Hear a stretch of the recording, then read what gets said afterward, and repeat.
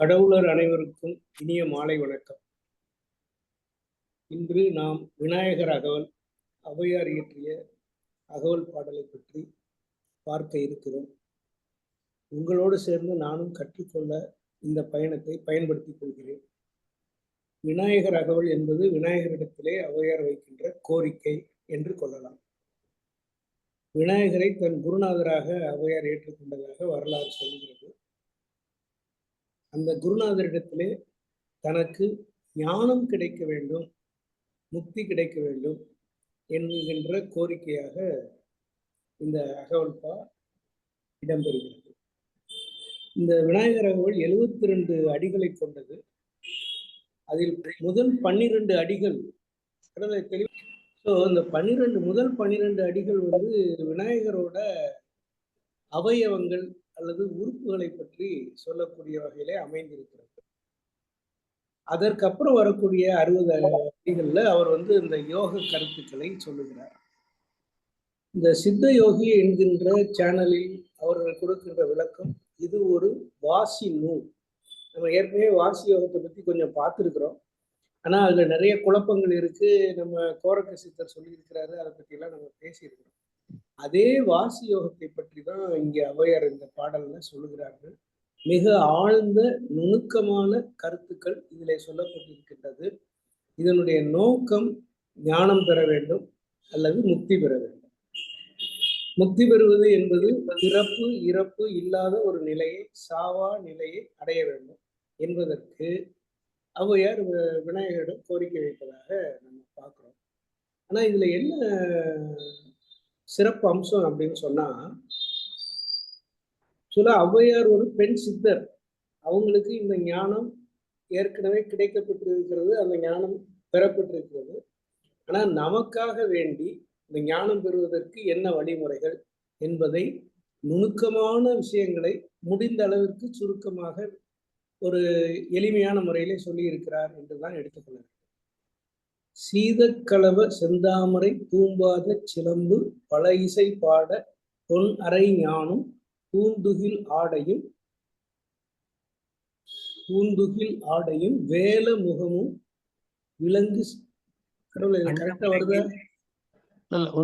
Sorry, வண்ண மருங்கில் ஒரு நிமிஷம் வருது. இப்ப எனக்கு கரெக்டா.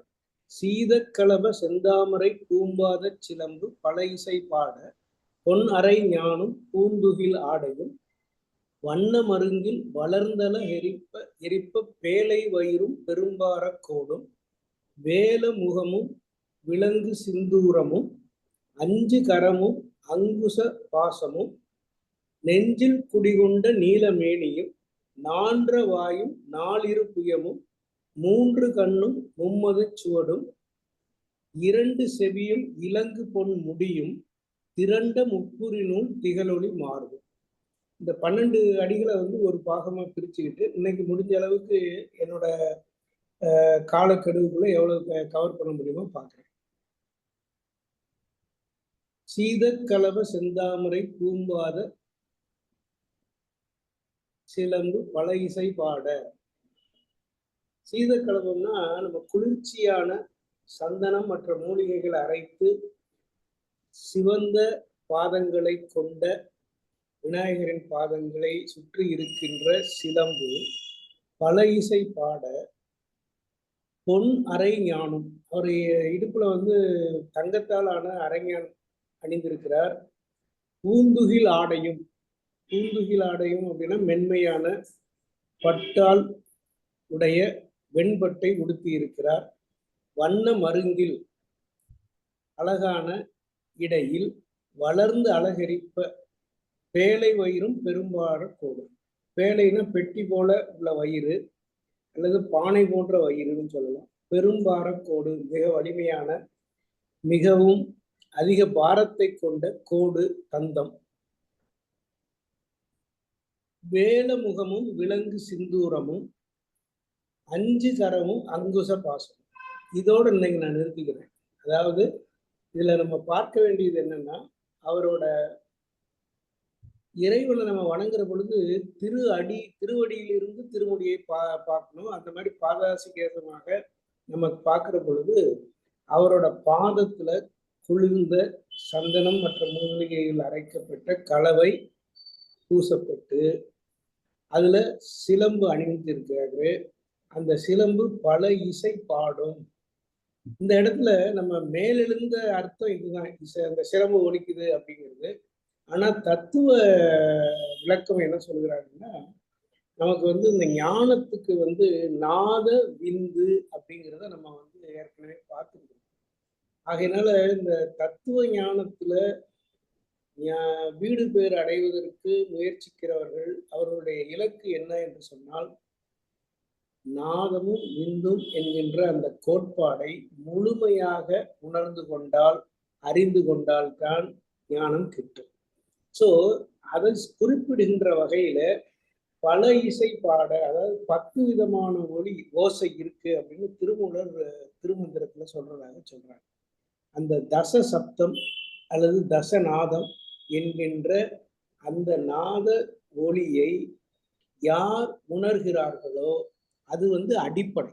அந்த அடிப்படையில இருந்துதான் நம்ம வந்து மேற்கொண்டு ப்ரொசீட் பண்ண முடியும், செல்ல முடியும் அப்படிங்கிறது சொல்றாங்க.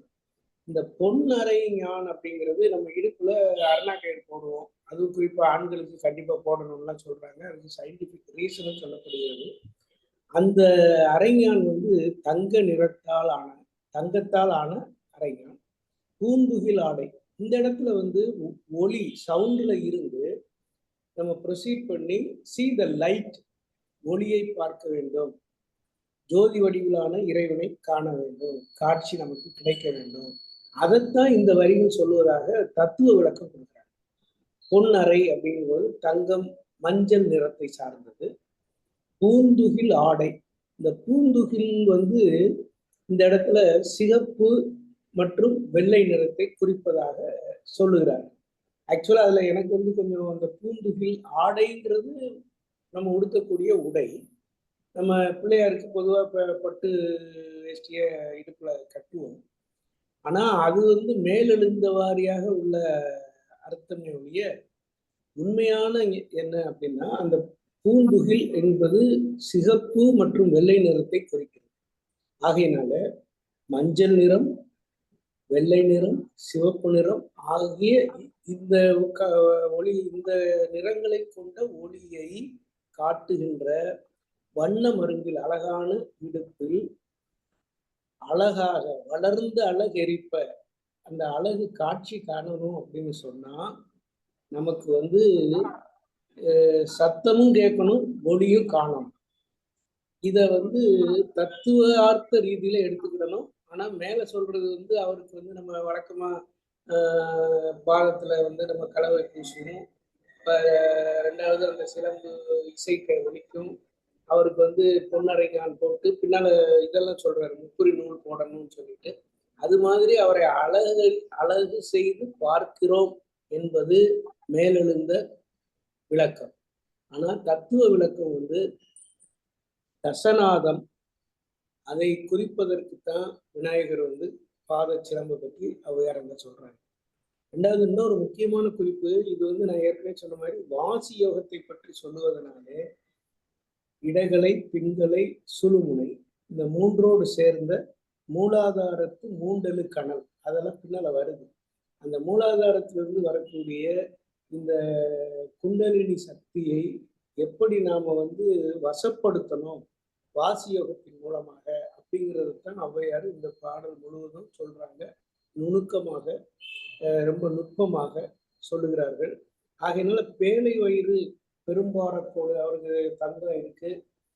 வியாசர் கூட சொன்னோன்னா அவர் அந்த தந்தத்தை ஒடிச்சு எழுத்தாணியை வச்சு எழுதினாரு அப்படிங்கிற அந்த ஒரு கதையும் நமக்கு தெரியும்.